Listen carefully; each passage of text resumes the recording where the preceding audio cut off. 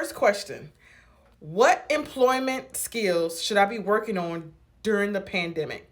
So that's a good question. All of us should be working on skills as it relates to bettering ourselves. So think about what type of job that you want or the type of job that you have and what skills are needed to make that job better. So if you're working on the computer a lot, maybe computer skills such as Excel or Word or Publisher or PowerPoint. Those are some skills that you could be working on. I mean, if you go to YouTube, they have a lot of tutorials on those type of things as far as how you can better yourself and get better, more proficient. So when you're in a pandemic, you want to look at, again, either the job that you're interested in or the job that you currently have, and to add, what can you do to add those skills? So depending on the type of job. So if you're in customer service, they have courses and they have videos on customer service that you can review. They have videos on how to bag. They have videos on just about everything. So you can go to YouTube, look up the type of training that you think you need, and start researching on that. Also, there are a lot of colleges now online that are offering free courses. So look and see what courses that are being offered for free that you could take that would benefit your skills during this pandemic. Which job boards do you recommend for my job searches? So, a good question without endorsing any one job board. So I would tell people to use a mixture of different job boards. So it depends on what type of job you're looking for. If you're looking for a state job, you want to go to Georgia, Team Georgia. So that's where the state of Georgia posts all of their jobs on Team Georgia. If you're looking for a federal job, you want to make sure you get on USA Gov for their list of jobs. For like every day, different types of jobs, there's Indeed, there's Glassdoor, there's Craigslist, and I'm going to talk about I'll go in detail about Craigslist. There's Snag a Job. There are a ton of job boards. They all mainly do the same thing. Here are some tips though. When you use a job board, you want to make sure that you are filtering for current positions. Because if you go to a job board now and put human resource manager, you'll get a lot of people who wants a human resource manager. But if you look at the date, a lot of those will say 30 days plus, which means those are old advertisements. So if I was to go to a job board, type that in, I would be like, oh man, everybody's hiring. Look at all these positions.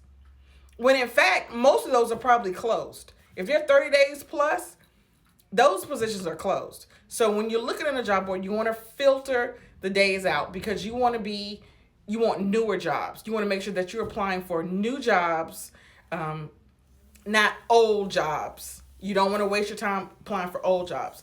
The other thing that you want to do is before you even apply, you want to go to the requirements and make sure you meet the requirements. Because if you don't meet the requirements, what's the point of applying? So you want to make sure that you meet the requirements. Some things say preferred, some things say required. If it says required, that's what you want to meet. If it says preferred, then you don't have to worry about meeting that. That's just a bonus if you have that.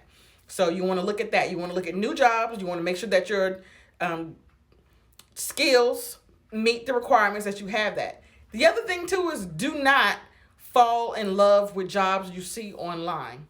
On these job boards, do not fall in love with them because you'll read the whole job description, all about what you'll be doing, the requirements, etc. Get down to the requirements, and let's say you don't have the requirements. Well, you've already wasted 15 minutes reading all of about the job for a job that they're not even going to call you for. So soon as you get on the job board and you filter through for the new jobs, you want to look and see if you meet the requirements. If you meet the requirements, then you go back up and you can read about the job. But if you don't meet the requirements, then you scroll to the next one. It says, is it appropriate to ask an interviewer for an internship that would lead to a permanent employment? So that's a really good question. I don't think I've ever had someone ask me that question before. So, is it appropriate to ask an interviewer for an internship that would lead to a permanent employment? So, the answer is always no if you don't ask. So, in the interview, if you're interviewing for a position, you're hoping to get the job, not an internship.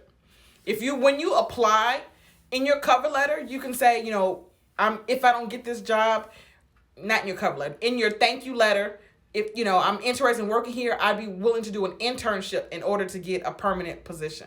So you can say that afterwards if you didn't get the interview. But if you interview, then you're trying to get the job. So you don't want to say in the interview, hey, can I get an internship? But you can say it afterward if you didn't get selected, or before you even send your information in to be interviewed. You can send a letter, type of cover letter, to say, I'm interested in working here.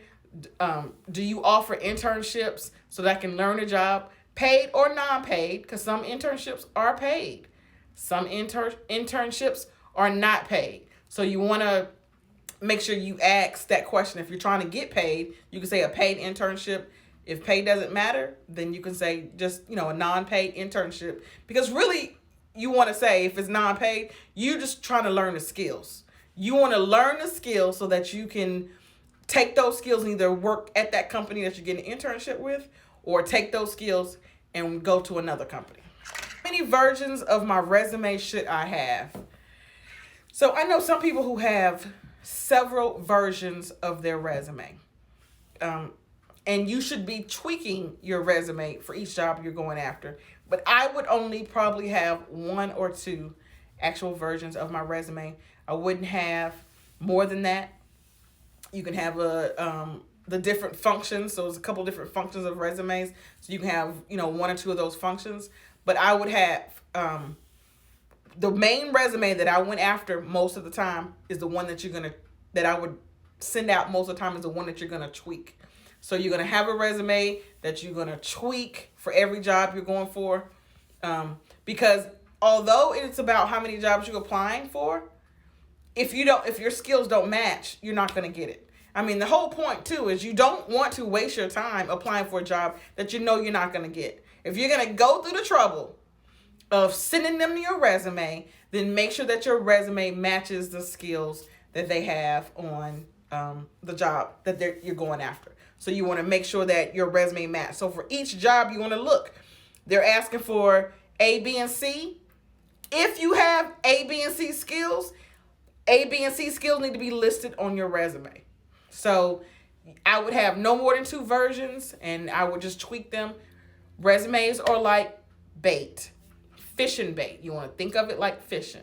You throw the bait out there and see if you can get a fish. There are a lot of different fishing baits. So there's bread, there's worms, there's grasshoppers, there's other little fish. You want to constantly be tweaking your resume as you send it out if you're not getting hits. If you're getting hits on your resume, then that's the right resume. And you want to keep using that. That's the right resume for that type of position.